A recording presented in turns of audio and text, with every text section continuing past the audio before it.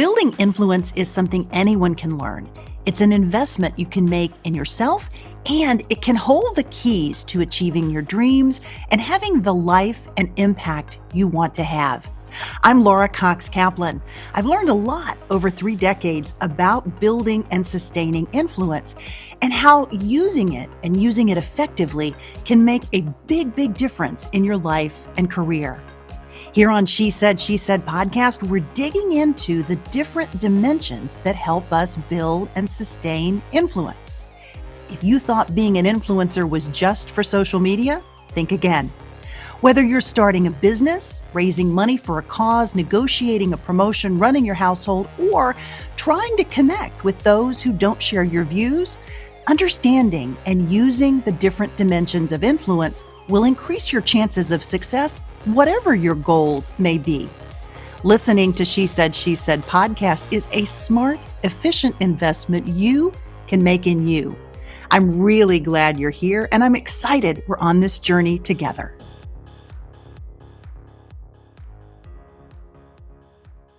Hey friend, welcome to She Said. This week's episode is a little shorter than most because I'm working on a few projects and I'm planning to resume interviews in the next couple of weeks. But this week, I wanted to share a little something about the influence that we have, but that we may not always appreciate quite as much. My focus on the topic of influence is about creating a life structure that supports and encourages not just personal and professional growth and the tools that help with that, but that gives you, and honestly me, some specific tools for weathering the challenges that inevitably come. That's really the point of having these great tools and advice, to use it, right? Each week, I'm crowdsourcing some great advice and perspective, and I try to interweave some of my own experiences, including ones where I've lost sight of the ball and how these various tips and advice have actually helped me. And I do that in the hopes that my own experience and the work that I'm doing here will also help you. As I was thinking about this and what to talk to you about this week, I was also thinking about how much influence each of us already has, even when we don't necessarily think about it that way. Every person that we interact with or that we meet or engage with actually provides us with an opportunity for influence, positive or negative. And that includes, perhaps even more than we realize, anyone with whom we spend most of our time. So our kids, our spouse or partner, our colleagues, our coworkers, our friends. I often talk to my kids about what I do here and why I care so much about this topic of influence. And I also talk about the great advice and the importance of supporting others. And I also share what I'm learning from guests and their stories. I tell my kids about your nice notes and messages and how great it feels to give something to folks that they find valuable and useful. It feels really good. This week, as I have been buried preparing for a course that I'm teaching, I was sitting on the floor of my office when my daughter got home from school a few days ago, and I was literally surrounded by piles of paper and draft PowerPoint slides and books and just stuff everywhere. And she came in and she asked me how the course was coming along because she knew I was working on it. And I told her that I was feeling a bit overwhelmed. As she looked at the mess, she commented on how hard it would be for me or anyone else to focus when they're surrounded by so much mess and so many piles. And of course, that is an excellent point. She then went on to give me a really great pep talk that sounded so familiar. It was a version of a pep talk that I have often given her when the workload of life and school begins to feel a bit overwhelming. Now, life in the 7th grade, as you no doubt will remember, is no picnic. Her pep talk included some of my favorite nuggets about breaking things into pieces and remembering that it's about the journey and what we're learning, not necessarily about the final grade or destination. Even though that's important, the process for getting us there, the journey, is where we'll spend most of our time. So making sure that the overall experience is one in which we're really learning from is much more valuable in the long run. She also reminded me of something else that I often say and that I hear echoed in one form or another on this podcast, and that is to focus on how you can add some value to the other person. Create not to please an audience, but to serve an audience, to meet the audience where they are and to share something that you have found personally valuable. And it's something that I try to do every week here at She Said podcast. Now, friend, hearing all of this played back to me by my daughter at a moment when I really needed to be reminded of my own good advice was a good and honestly very proud moment for me as a mom. It reminded me yet again of one of the most important reasons why our influence matters and how we can sometimes overlook our most powerful opportunity because we are too busy or distracted to see them. I've recently read a terrific book by social psychologist and professor Vanessa Bohns.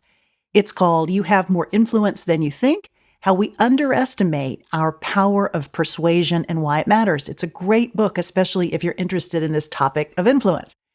I was thinking about an example that Jessica shares in the book about a study she conducted to test how much influence people think they have on others versus how much influence they actually do have.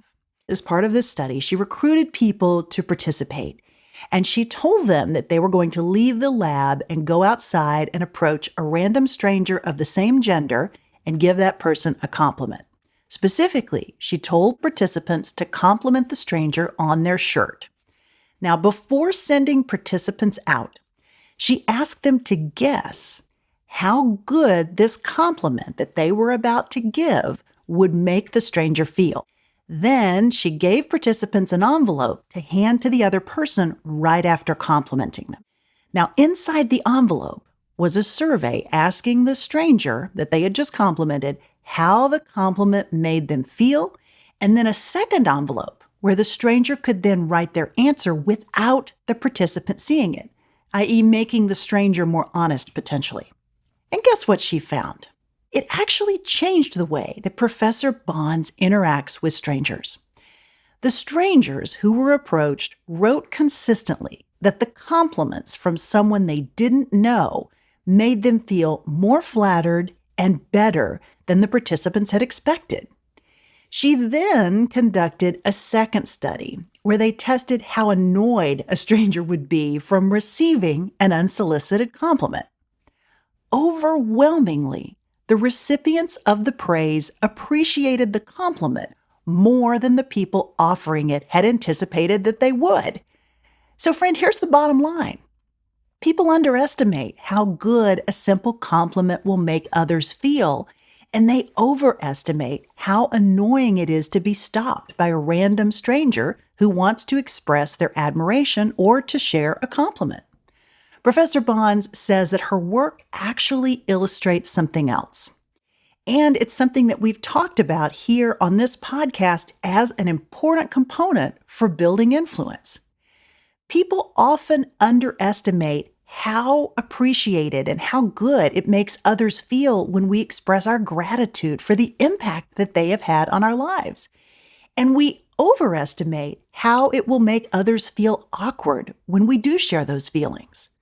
We get busy and we get distracted and we can forget to tell the people in our lives who are closest to us and who may need to hear it the most how much we value them, or to share with them some specific way that they have made us feel good or have done something that we truly appreciate.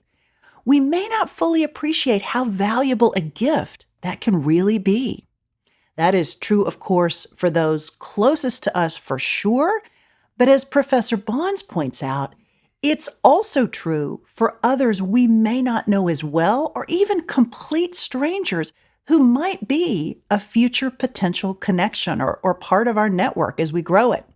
I have particular friends who do this incredibly well and who have always set a great and influential example for me.